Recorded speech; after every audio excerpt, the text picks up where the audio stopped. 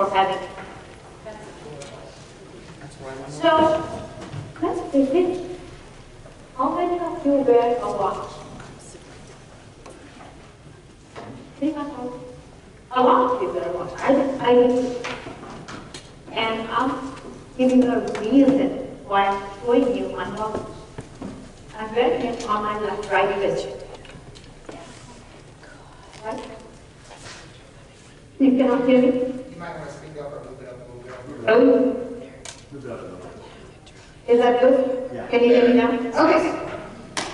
Raise your voice. I used to be, I used to yell eyes wide and heart positive in my high school. So I'm good at raising my voice. My children will tell you that.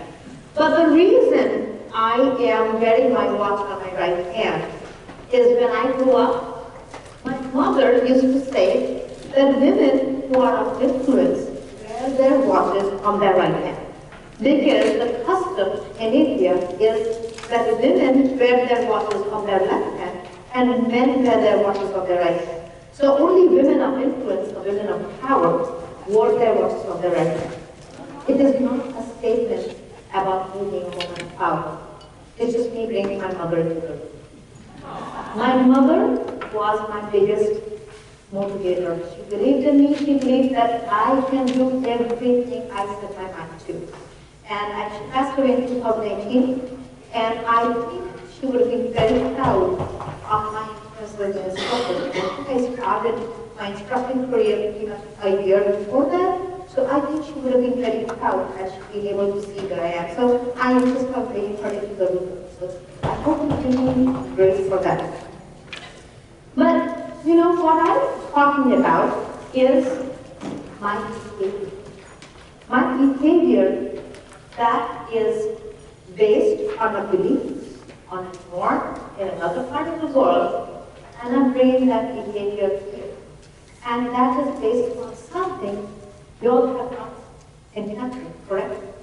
Has anybody learned before this that a woman wears her watch on her left hand and a man is supposed to wear his watch on his right hand? Have you heard of this before? No.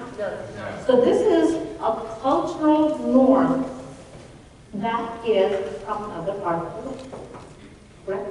So I'm bringing this to you in this room, where this is an iceberg, where our behavior is the top of the iceberg, and it is influenced by perceptions, attitudes, values, and beliefs that are under the surface. And what we are going to talk about is cultural influences, values, and belief systems that influence behavior. And if you work with this premise that behavior is influenced by culture and norms and belief systems, is it a fair position to think that can influence other areas? Can somebody tell me where else you can find that influence? In your environment as instructors, where do you think that behavior can be, or knowing that behavior has helped maybe me to Margaret or Conrad? So, yes. I'll add something. I think this is what you're asking. Is that I teach technology and perception and how someone perceives themselves as tech savvy or not. Age, definitely. When I have people over a certain age, they just walk in the room, whether it's virtual or in person, and they automatically tell me, "You will never be able to teach me." And they just have that perception even before they walk in the room. So, and I change that perception over the next 50 minutes or 3 hours or whatever it takes. Yes, and thank you. So what Betsy said is that when she is teaching technology, somebody who perceives herself as an older person says that she will never learn technology because she thinks that being older prevents her from learning technology. Correct? And Betsy says she can. But as a moving forward from that is the perception that age may be a reason for someone to behave in a certain way. Cultural backgrounds may be a reason for someone behaving in a certain way. Cultural perceptions may cause your students in your class to behave in a certain way. And that is what we're talking about. So again, moving on with the iceberg. Then if you look at dress, if you look at a person, you get, these are the things that you can see easily. How they dress, their gender, their facial expression, whether they are happy or unhappy, and their ethnicity. Slide is not showing up correctly. Can you see the top of the word? And then language. If I'm speaking, you can perceive that my language. But some of the things that you cannot see is body language, sense of self, notions of modesty, some of my decision-making processes. What led me to choose this as a topic? What leads you to, wear the outfit that you're wearing? Some of the decision-making processes. All of these have to do with our understanding, our backgrounds, our culture, our norms. Our behaviors are influenced by our cultural norms. If I just ask you all for something in your background, like something that you have in your family as something that you do culturally, right? You do as a tradition. Culture is also a tradition. Something that you do every year or every time. What would you say? Eat black-eyed peas on New Year's Day. Can you think, so Jill said that she eats black-eyed peas on New Year's Day. Thank you, Jill. Can anybody tell me why black-eyed peas are eaten on New Year's Day? It's supposed to bring love. I'm sorry? It's supposed to bring love. He says black-eyed peas are supposed to bring you luck. So that is the tradition that you have. It's interesting that some foods also bring traditions with them. We have black-eyed peas are eaten in another in India for a different reason, around the same time of the year. So traditions may influence behavior. Traditions influence behavior. If we go with that premise, and if we go with that understanding, that the 20% visible of our behavior is influenced by 80% possibly invisible concepts, which are norms, family values, and learned behavior. When you transfer that into your classroom, and you understand that your students' ability to learn or absorb what you're teaching may be influenced by their cultural backgrounds. Is that possible? Is that a very far-fetched reach? Is that possible? Is this so far? Okay, so giving for going forward with that, we're going to say that yes, this is entirely.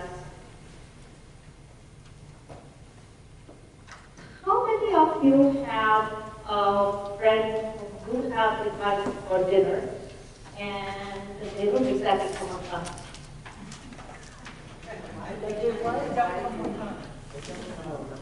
Yes, ma'am?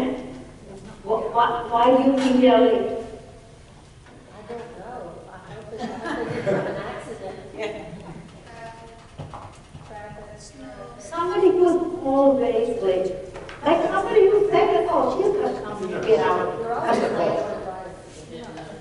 It's in the culture. It's in the culture.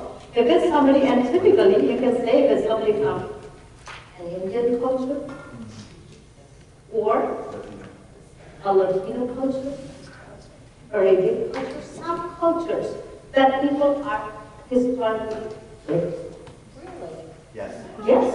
I was 2 hours late to my wedding. He was 2 hours late to her wedding. Did her husband have a To your own wedding? He's still alive. He's still, they're still together. So it wasn't such a big deal. So what happened? So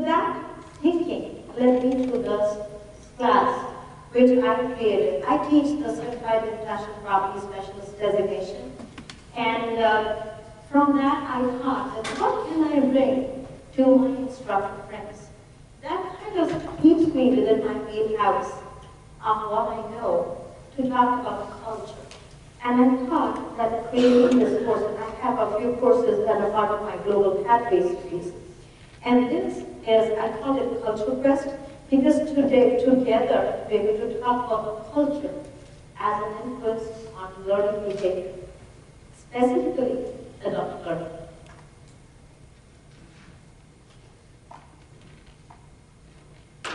What we are going to talk about today, we talk with globalization. Do you all agree that the world is more and more global? That America is a melting pot? I have an example, I have a reason why, right? I came from the other side of the world. I was not, I don't look like, I don't talk like any of you. I don't look like something else that was homegrown here. I was born and raised on the other side of the world. But globalization has meant that as a graduate student, I arrived in this country and stayed. And you will find through my presentation that I will refer to myself as both sides of the world. I've lived half my life here. I'm not very culturally confused. Honest, true. If I am coming from a class, for a class, I show up on time. For my clients, I show up on time. If my friend invites me for dinner, I'm an hour late. True. That does happen. So we're going to talk about globalization, how it brings the world together. And all of us in this room are also real estate practitioners, in addition to being real estate instructors. And would you all agree that real estate is at its root a multidisciplinary field? How many different aspects of knowledge or how many subject areas do you engage in real estate?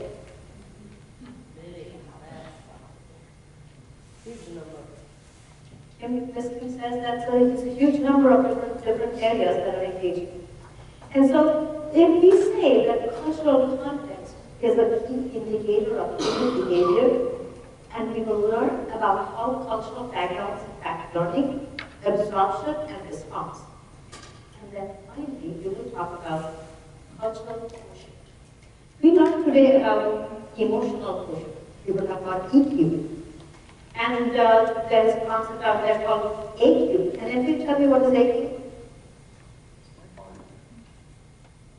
Adversity quotient. Adversity quotient is your ability to deal with conflict. Because, as a leader, as an instructor, as a realtor, you're dealing with conflict and situational change all the time. One of the things that you will learn today, and maybe not learn or master, what I hope today is, I hope to inspire you to evoke curiosity. I'm going to talk about some concepts, some things that obviously you may not have heard about before, but I hope I at least invite your curiosity. And at the end of this class, if you are curious enough to learn more, then I will do it. It has been seen that cultural influences learning. These are some statistics. The percentages on these statistics are not important. It is shown, it is being found that diverse cultures influence learning and that traditions shape learning objectives and that language impacts learning. That, different kinds of languages, that if you know different languages, it impacts your learning behavior or your learning experience. This is the background on which we are going to begin to talk about culture as an influence in our learning behavior. When we talk about culture, culture is thought of as a straight line. And this straight line is called the cultural continuum. On one end of it, is the low context cultures, and the other end of it is high context cultures. Context means, if you want to relate context to something, context means substitute context for relationship. Okay? In the low context cultures, relationships have low priority. In the high context cultures, relationships have high priority. And it has been seen that humans from different parts of the world display high or low context behavior. And this is like a consistent pattern. And so, people who are from low context cultures, their text is explicit. They like clear rules. Their communication is very direct. I don't like what you're saying, or I love what you're saying. On the other hand, high context cultures have implicit communication. You might be somebody standing too close to somebody, and they might immediately, they will say, they will not, if you are from a low context culture, you might say, hey, can you move a little bit? You're crowded. But if you're from a high context culture, you might just kind of stop and move away. Or your eyes maybe just.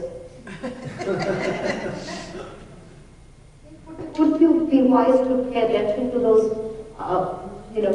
visual cues from the body language? So these are some of the differences between people from high context and low context cultures. And the next slide will show you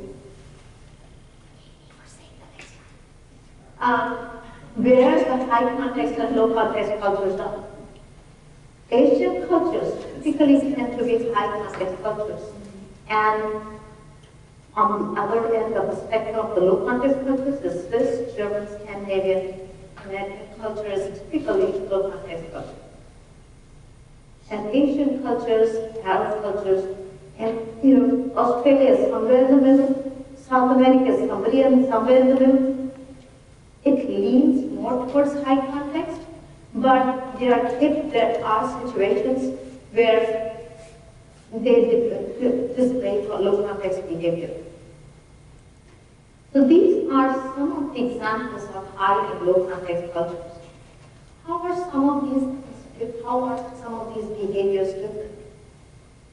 So from what I just told you, for somebody who is from a high context culture, how do you think their communication style will be?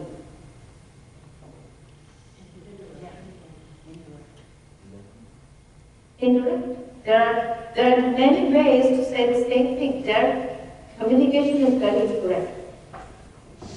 What else? One of the other facets they display in their communication is face-saving behavior, which means that somebody from have any of you know somebody from Japan? Japan? Yes. How do they convey decision making? Let's say you showed them a house and they didn't like it. Can you tell me how they would? The Asian buyers I've worked with will be quiet. They won't criticize. So if they're quiet, you know they don't like it. If they talk, you know they like it. They don't want to criticize and embarrass. Thank you so much. So Bob just said that he has worked with Asian buyers. If they like a house, they will not say anything. If they do not like it, they are quiet. Which means this is an aspect of behavior of Asian buyers that it is called, they prefer to save face. They prefer not to tell you directly, and they prefer that you don't affect the fact, you do not put them back on the spot. Hey, do you like that house? What do you say? Like it? You want to go buy it? If you know that, would that help you in your practice, in your classroom? Can you translate that knowledge to everything that you work in? There are other aspects of human behavior that are influenced by culture. One of them is how they learn, how learning orientation. Whether they learn as a group or they learn as an individual. The focus of learning in high context culture is collectivism. What's good for the group is good for the individual. In low context cultures, individual learning is more important. We teach our youngsters all the time, find out how you can set yourself apart. You're teaching them to be individuals all the time. You're teaching them to own it, own their individualism all the time. Would you agree with that? Yes. So, learning orientation, once you know that tells you a little bit about their background, how they could be focusing on learning. Other things could be approaches to knowledge. Yesterday, Jan was talking about kinesthetic learners, visual learners, different types of learners. Some learners are hands-on and practical, and kinesthetic learners are hands-on and practical learners. And some are theoretical and abstract learners. Can you tell me between on the cultural continuum, based on what I've talked so far, where high context and low context cultures would be? Low would be hands-on, and then high would be the theoretical. Okay, that is exactly. So thank you, Batman. That's her name. That's his name today, and he's sticking to it. So he says low context cultures will be hands-on and practical, and high context cultures will be theoretical and abstract. One thing we don't talk about a lot, we don't see a lot in the West, is our distance. Our distance. So, when I grew up in India, I thought of my instructors as on pedestrian. Instructor knows best. I came to the United States, my dad invited me to organize this program. That's that. No, you can't do that. You cannot organize a program. All my students call me by my first name because the role of the instructor changes from being an authoritative leader who is imparting knowledge to a facilitator who is just guiding the path for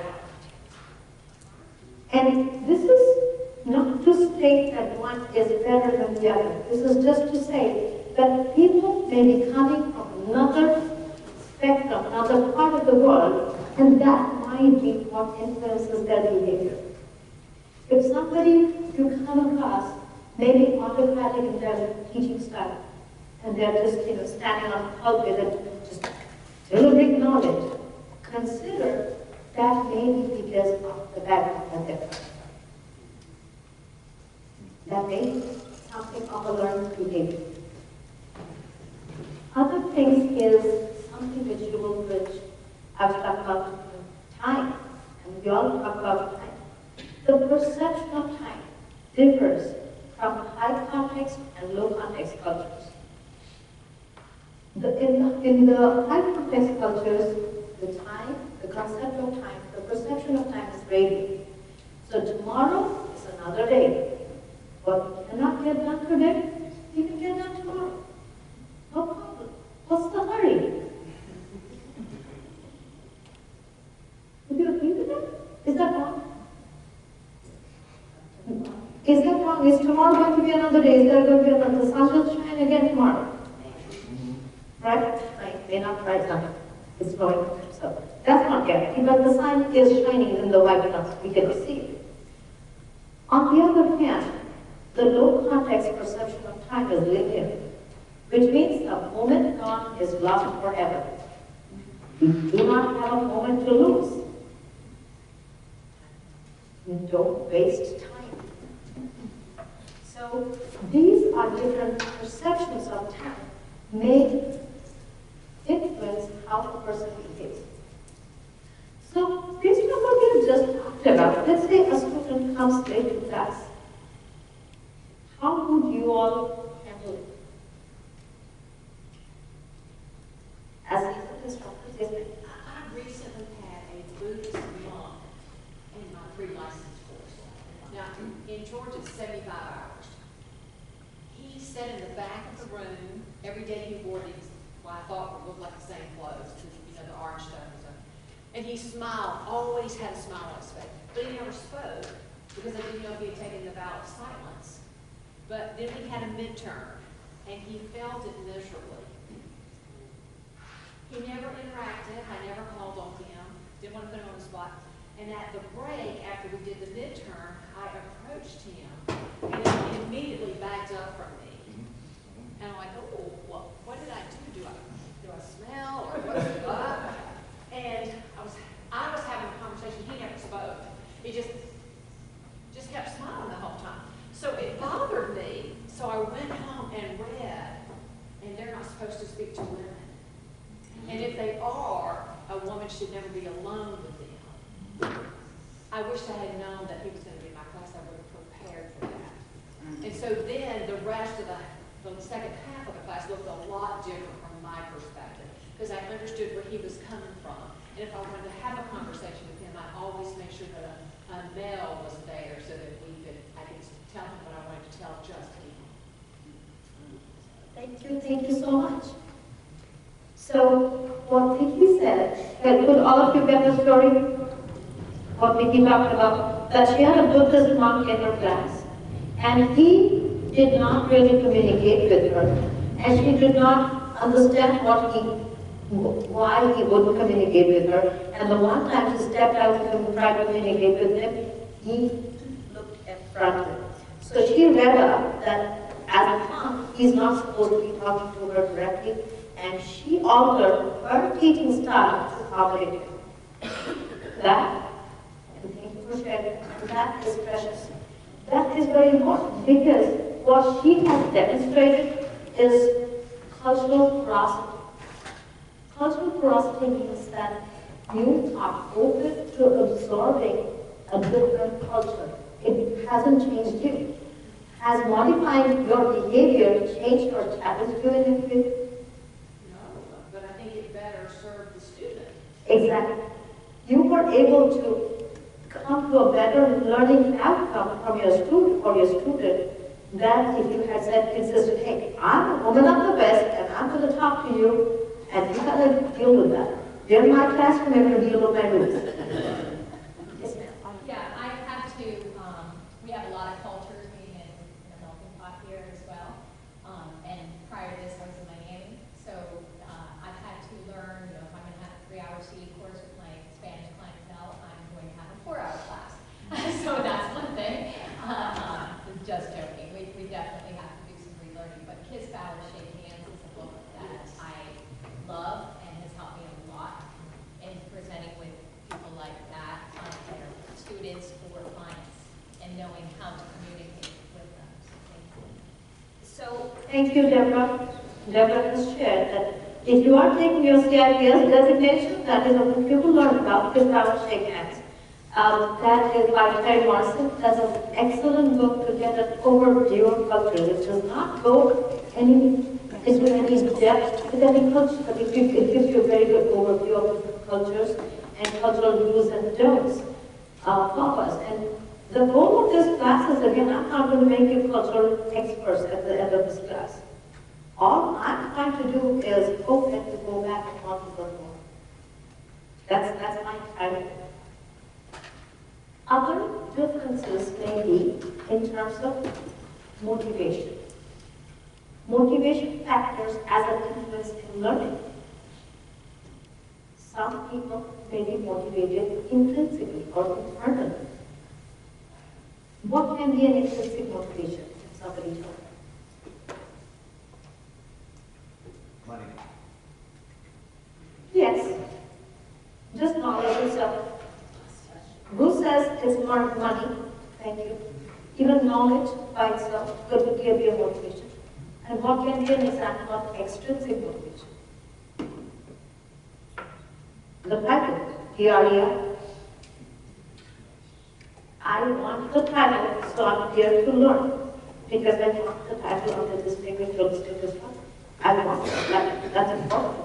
That's extrinsic motivation. Okay? It's choice. I have to take the CE class because I want to keep my license. That too is extrinsic motivation. But if none of you are teaching CIS, and you just want to learn about culture, and you want to learn about the Buddhist monks and why they behave in the way they do, that is an intrinsic motivation. You just want to learn. You just want to know more. Yes, sir. Status, because some cultures just having credentials enough for promotion, or the way that they're viewed in the culture, just a status. Thank you. John, in high context cultures, status is very important. If you're talking to somebody in a high context culture and they have a doctor in front of their name, do not call them by their first name. The doctor is important to them. That status is something they have earned. And my ex-husband is Dr. Roy, and he prefers to be called as Dr. Roy. He does not in private school to be called privacy. Because that is part of what is important. So these motivational factors are some of the other ways people differ. Other things that we differ is religious and social influences. I practice martial arts, and I like this picture because response to criticism. When somebody criticizes somebody from high context culture, remember, we are thinking of instructors as authorities on a pedestal. And my sensei corrects me, all I'm allowed to say is, oops, I never argue with him, sensei, but I did. It's going to get me 20 push-ups. You do enough 20 push-ups, you learn that you always say those. On the other hand, if in a different situation, am I quite, because as I said, I'm culturally very confused. In a different situation, I can respond in this manner. How we express ourselves and how we grandize ourselves, or how we applaud ourselves differs culturally also. I have, going back to my karate class, I have a senpai in my class. It's a very small class, he's only a background in my class. He is a doctor. He's a doctorate and he's a PhD. He has been educated in some of the best universities in the world, Oxford, MIT, Duke, Harvard. He has it all. And so he will say at times, I did an amazing kata today.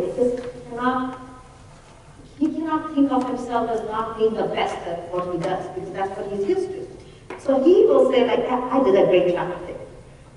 And when you look at that self-expression, on the other hand, some people from high context cultures, they have a hard time doing that. They wait for other people to appreciate them. So if you have a person who is not raising their hand in class, not answering, it could be because they're from a high context culture, where self-expression is very little. You don't automatically raise your hand because coming out of your shell is a little bit difficult. So these are some other differences. So how will knowing all of this help you as instructors? So one of the things that we talked about briefly is raising your cultural quotient and or cultural IQ, which means your knowledge of different cultures and how that influences behavior. And your pathway towards that is a trajectory towards learning that, shall we say. And it begins with the knowledge, your motivation, or your interest and confidence to engage in cross-cultural interactions. Like what Vicky displayed, that she saw in her class someone who wasn't learning as she expected them to. So she was confident enough in her teaching that she knew that there was something wrong. Something was not happening as it was supposed to, so she engaged in learning about a different culture. So seek to drive or motivation begins with you acknowledging that there is something to learn about. And then the next step is acquiring the knowledge, understanding cultural differences, understanding values, value systems, which may influence behavior. And the next part is how you strategize. So once you know that yes, somebody from a different culture can behave differently, or some behavior may be influenced by something that you have no control over. It's something that they're raised with. Can you do something about it? Can you modify your behavior to inspire inclusion? Can you modify your behavior? Because as instructors, what did we learn from Deborah's presentation? That we are servant leaders. We are trying to inspire people to learn. We are trying to inspire our students to learn. So we can use that knowledge to inspire that participation. And then we create a plan, a strategy within our instructional plan. If we know that there is a classroom where in which we will have students from diverse cultures, like Deborah said that she planned for a 4-hour class. That's a strategy. Did we learn how to accommodate her Buddhist student? That's a strategy. So if you know that you're going to have someone in your class from another culture, you create a strategy and then match your behavior to the needs of your students.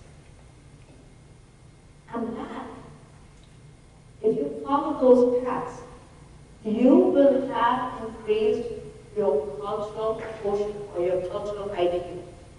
You will have increased your ability to work with different cultures. It's like opening yourself up. It's like opening up yourself up to a world that you might not know, but you might find yourself fascinated by. And another thing we talk about is cultural porosity, is being open to the concept that there might be a different way of doing things. There might be a completely different reality than what you know about. There might be influences on from people's traditions and learning that you have no idea about. Their behavior may be influenced by something else which you have absolutely no idea. And that will help you understand your students and maybe have a moment to understand other different cultures. One of my clients, I'll tell you a funny story. I had an Indian client. He was late for the 3rd time for an appointment with the food. And that was so effective. He was brilliant at from his body language, what I can tell, what I can see based on what he looked like, white-headed, obviously has not seen, hasn't had much interaction with Indians. And my Indian client, he knew better, but he was late for the 3rd time, and he was almost 30 minutes late, and the visitors' comments were becoming faster. Okay, what am I going to lose? I took those 30 minutes, I took another 15 minutes, I think it was late for a short 5 minutes. At some point of time, my memory becomes a little bit dim, but at some point of time when I sat there and I was trying to talk about the cultural context of how people look at time differently, people from 5 context cultures look at time differently. By the time my client arrived, that was a little entertaining. Not that he was happy about my time being late, it was a little bit forgiving because he wasn't as mad or as irritated as he was at the beginning. I am going to talk to you because we're talking about different cultures, and I feel like I bring a lot of half of my life here. Is that fair? Yes. So I want to talk about, and as instructors, you will probably enjoy this. I want to talk about a school which was included in the UNESCO World Heritage Sites in 2023. This is a school in my home state of Bengal. Bengal is the same state where Mother Teresa had a world headquarters. And you look at this school was founded by Rabindranath Tagore. He is a Nobel laureate poet, and he wrote India's national anthem. Extremely talented guy. There is no situation in life he has not written a poetry about. He founded this school back in the 1900s. And the school is all about these open classrooms. And all the teachers speak under the shades of trees. And the entire campus is like this.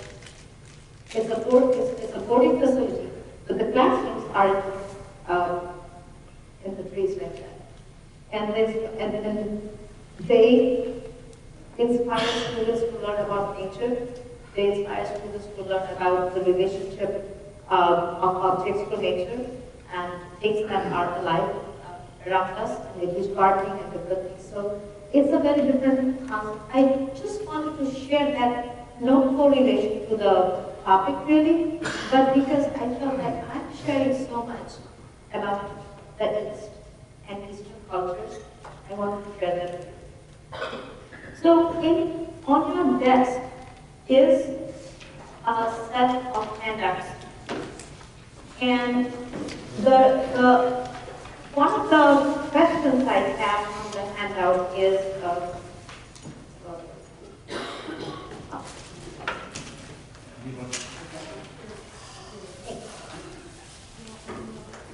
so if you can look at the exercises, if you can match the following, now you can match the cultural traits to their likely impact of learning.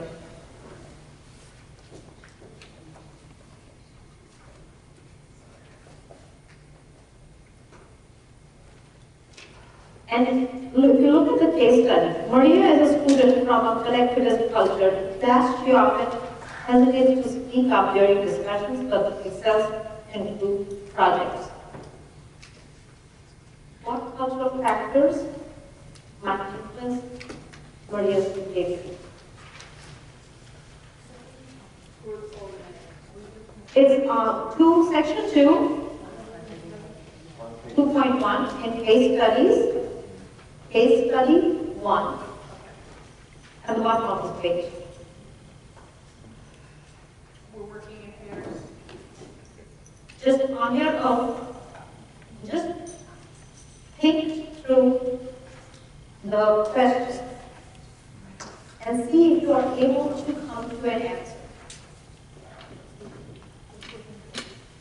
What cultural factors might influence Maria's behavior? And if you think you have an answer, you can also raise your hand. She's from a collectivist culture. What is a collectivist culture? What is best for the group is best for the individual.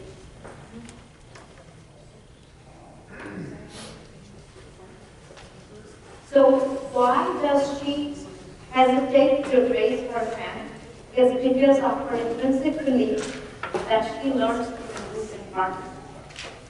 And she does not stand up to speak as an individual. Make sense? The rest of the material in this handout is a little bit of just, because the whole class, I created this whole class because I wanted to invite you all to learn more. So it's things that if you think that cultures and cultural backgrounds can influence your learners' behaviors, then these are some things, some strategies that you can adapt or adopt in your teaching styles, where you can mix a group activities, provide instructions in multiple formats. Think of different things you can do to invite participation from the students. If you have students from different cultures.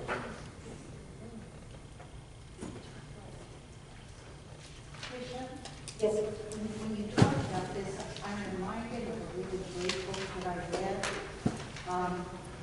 And it's, anyone who's ever read it, it's a short, easy read. It's called The Loudest Stuff. And the story behind it is that, you know, those of you who grew up in North America, we all know the saying, and it's the squeaky wheel that gets oiled. It gets oiled, right? It gets the grease. And in Asia, there is another sort of saying that is known. The loudest duck gets shot. That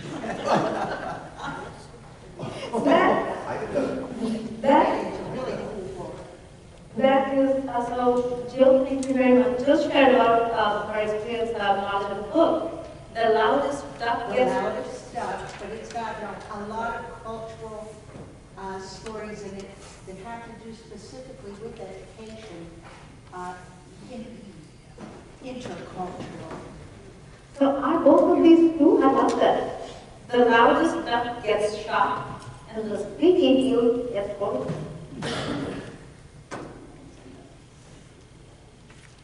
So there are different things that are included in terms of tips, role play activity, group discussions, assessment checklists that you can use in your classrooms if you are in a situation where you have a multicultural interaction.